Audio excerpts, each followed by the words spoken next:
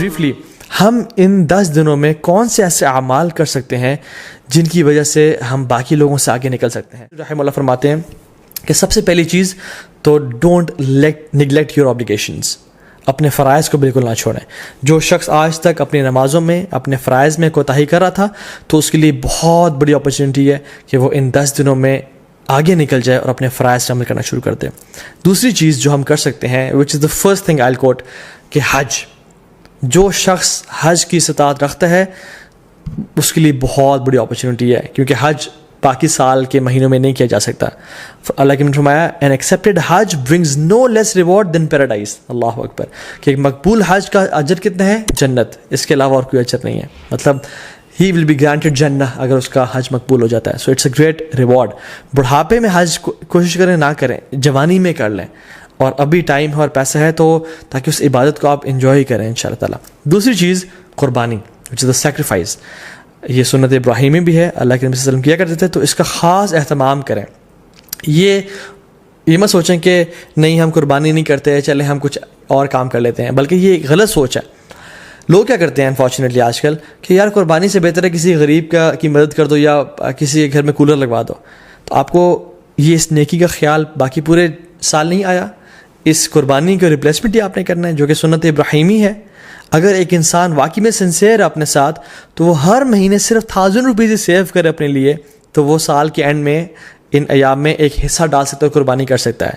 ہمیں تب تو خیال نہیں آتا غریب کے گھر میں کولر لگوانے کا یا لوگوں کی خدمت کرنے کا جب ہم ریسٹورینٹس میں 5-5 ہزار کی یا لیوش بفیز کھا رہے ہوتے ہیں. لیکن why do we want to replace قربانی ود اینی گڈ ڈیڈ؟ دونوں کریں انشاءاللہ. اور باقی 11 مہینوں میں یہ اپرچونیٹی بھی ہے کہ ہم غریبوں کی مدد کر سکیں. سو قربانی لازمی کریں اور اسے خاص اہتمام کریں. ایک اور چیز جو ہم کر سکتے ہیں وہ ہے نمازیں، نوافل کثرت کے ساتھ پڑھیں. سنن روابط جو کہ 12 نفل ہیں جن کے بارے میں فرمایا اللہ نے کہ جو شخص یہ پڑھتا ہے اللہ تعالیٰ جنت میں اس کا گھر تعمیر کر دیتے ہیں، جس کے بارے میں کثرت سے بتا چکا ہوں پہلے بھی. تو اس کے اہتمام کریں. صلاۃ الضحیٰ کا اہتمام کریں، تہجد کی نماز کا اہتمام کریں. ٹھیک ہے، تو تحیۃ المسجد، تحیۃ الوضو کا اہتمام کریں. تو کثرت سے نوافل کا اہتمام کریں انشاءاللہ. چوتھی چیز، قرآن کو پڑھیں اور تدبر کریں، کیونکہ سلف صالحین کہا کرتے تھے کہ there is no deed better than reading Quran and pondering upon it. اس کے بارے میں سوچنا اور تدبر کرنا. قرآن کو ٹائم دیں. یس وی نو اینڈ وی ریئلائز کہ رمضان کے بعد ایک گلیچ آتا ہے ہر بندے کی زندگی میں، لیکن these 10 days are an amazing opportunity جس میں ہم دوبارہ سے اس عبادات کی لذت کو ریوائیو کریں تاکہ وہ آئندہ سال کے لیے جا سکیں انشاءاللہ. اینڈ ریممبر اللہ سبحانہ و تعالیٰ، وچ از دا 5th پوائنٹ، کثرت سے التحلیل و تکبیر و تحمید، لا الہ الا اللہ، اللہ اکبر، سبحان اللہ، الحمدللہ. کثرت سے پڑھیں اللہ اکبر، اللہ اکبر، اللہ اکبر، لا الہ الا اللہ، اللہ اکبر، اللہ اکبر وللہ الحمد. کثرت سے اللہ تعالیٰ کا ذکر کریں کیونکہ اللہ کی نے یہ ہمیں ڈیڈ حدیث میں سجیسٹ کی کہ تم نے یہ کام کرنا ہے انشاءاللہ. ایک اور چیز، میک لاٹس آف دعا.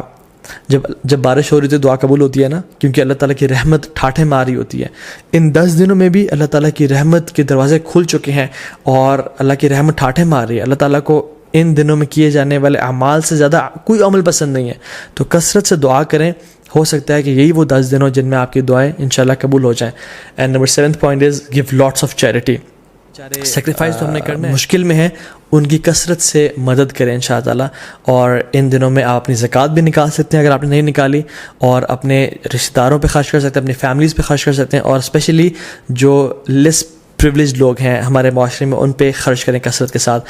Number 8 is owner your parents. اپنے پیرنٹس کا خیال رکھیں، ان کے پاؤں دبائیں، ان کی مدد کریں اور خدمت کریں تاکہ وہ آپ سے راضی ہوں، اور جب وہ راضی ہوں گے تو انشاءاللہ اللہ بھی راضی ہو جائے گا. Number 9th point is صلۃ الرحم. اپنے قریبی رشتہ داروں کے ساتھ اچھا close ties of kinship maintain کریں. Maybe call them, send them gift, tell them that you love them for the sake of Allah subhanahu wa ta'ala, and just maintain the ties of kinship. 10th is enjoy good and forbid evil. دعوت کا کام کریں کیونکہ یہ بہت بڑا اور Nobel کام ہے. and the last point is seek forgiveness from Allah subhanahu wa ta'ala. رسول اللہ صلی اللہ علیہ وسلم نے فرمایا التائب من الذنب کمن لا ذنب له. گناہ سے توبہ کرنے والا ایسا ہی ہے جیسے اس نے کبھی گناہ کیا ہی نہیں تھا.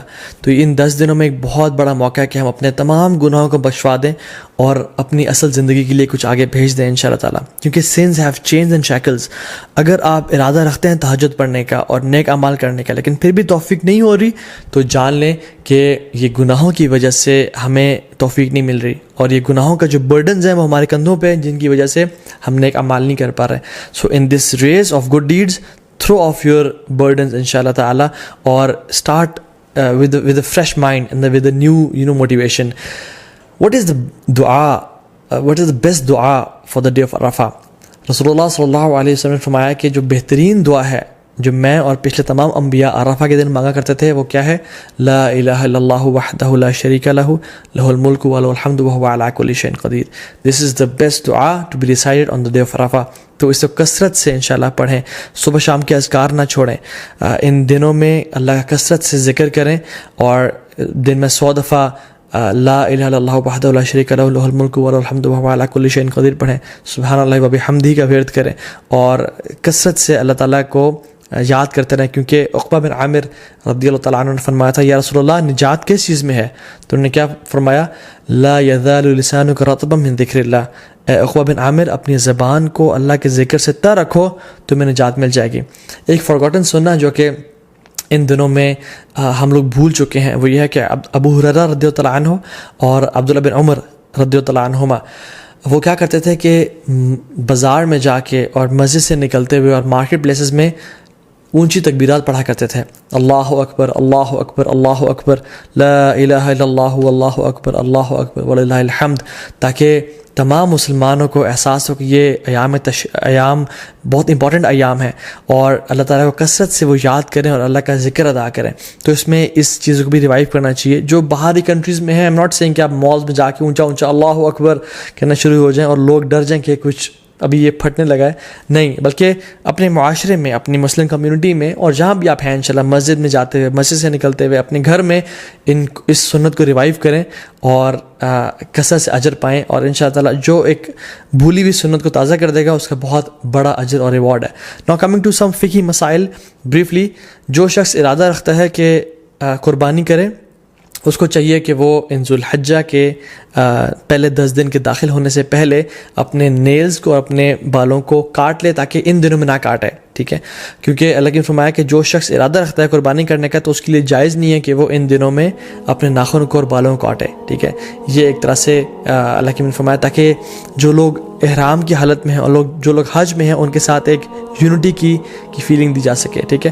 ہاں جو فیملیز مطلب جو وائف ہیں اور جو بچے ہیں جو قربانی نہیں کر رہے وہ لوگ کاٹ سکتے ہیں انشاءاللہ, دیٹس ناٹ اے پرابلم. لیکن اگر وائف قربانی اپنی بھی کر رہی ہیں تو پھر ان کے لیے بھی ہے کہ وہ اپنے بال اور ناخنوں کو نہیں کاٹیں گے انشاءاللہ تعالیٰ. جو لوگ بیمار ہو چکے ہیں یا جو لوگ پرماننٹلی ill ہیں یا جو خواتین عرفہ کا روزہ نہیں رکھ سکتی ہیں بیکاز آف دیئر ڈیز, اللہ سبحانہ وتعالیٰ انشاءاللہ ان کو بھی اس چیز کا اجر دیں گے بیکاز ان کی انٹینشن تھی. اگر وہ صحت مند ہوتے یا اگر وہ ان کے حالات ٹھیک ہوتے تو وہ روزہ رکھتے. اور انشاءاللہ تعالیٰ حدیث میں کیا آتا ہے, جو شخص کوئی بھی عمل کرے کنسسٹنسی کے ساتھ اور اگر کسی وجہ سے اس سے عمل وہ چھوٹ جائے تو اللہ سبحانہ تعالیٰ اس کا بہترین اس کو اجر دیتے ہیں. ناؤ کمنگ ٹو دا عید, اللہ اکبر. عید ایک بہت بڑا تحفہ ہے اللہ کی طرف سے. قرآن میں اللہ تعالیٰ فرماتے ہیں قل بفضل اللہ ورحمتہ فبذلک فلیفرحوا, بے شک اللہ کے رحمت اور اللہ کی طرف سے فضل کے ساتھ فبذلک فلیفرحوا, اللہ تعالیٰ اس میں ریجوائس کرو اور خوشیاں مناؤ کیونکہ یہ بہتر ہے ان سب سے جو تم لوگ جمع کرتے ہو. عید کا دن خوشی منانے کا دن ہے, عید کا دن سونے کا دن نہیں ہے. So I would suggest and recommend all the Muslims to have a blast, enjoy your Eid day. دیکھیں مسلمانوں کی 2 عیدیں ہیں. ایک عید, the first Eid comes after the best 10 nights of Ramadan, and the second Eid comes after the best 10 days of Dhul-Hijjah. The first Eid comes after the month of fasting, and the second Eid comes after the month of Hajj and Ibadat. The first Eid comes after the best night, which is the night of Laylatul Qadr, and the second Eid comes after the best day, which is the Yawm al-Arafah. Or if we ponder upon these Eids کہ اللہ تعالیٰ نے ان کو یہاں کیوں place کیا, تو we realize کہ ہمارا جو عید کا تعلق ہے وہ اللہ کے سامنے عبادات سے ہے, اللہ تعالیٰ کے سامنے سبمیشن سے ہے. کہ جب ہم عبادات کرتے ہیں ایز اے ریزلٹ اللہ سبحانہ وتعالیٰ ہمیں عید کے دن ہمیں گفٹ کرتے ہیں.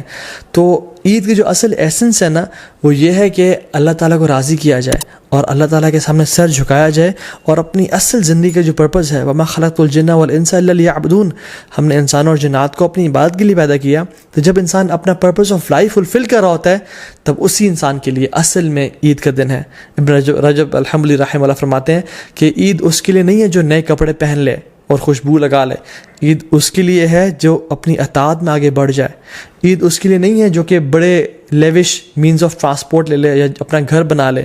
عید اس کے لیے ہے جس سے گناہ بخش چکے ہوں اللہ تعالیٰ اور اللہ سے راضی ہو چکے ہوں. سو عید واقعی میں ان لوگوں کے لیے جو کہ ان دنوں میں اسٹرائیو کرتے ہیں اور اسٹرگل کرتے ہیں اور اپنے رب کو راضی کرنے کی کوشش کرتے ہیں. اور عید کی نماز میں ہم لوگ کیا پڑھتے ہیں؟ ایک رکعت میں سورہ غاشیہ اور دوسری میں سورہ الاعلیٰ. اور سورہ الاعلیٰ somehow ends with بل تؤثرون الحیات الدنیا، تم اس دنیا کی زندگی کو چاہتے ہو، والآخرۃ خیر وابقیٰ، لیکن آخرت کی جو زندگی ہے وہ بہت بہترین ہے اور ہمیشہ ہمیشہ رہنے والی ہے. تو اللہ تعالیٰ قرآن میں فرماتے ہیں ہم لوگوں کے لیے فاستبقوا الخیرات، کمپٹیشن کرو، دوڑ لگاؤ نیکیاں اکٹھے کرنے میں.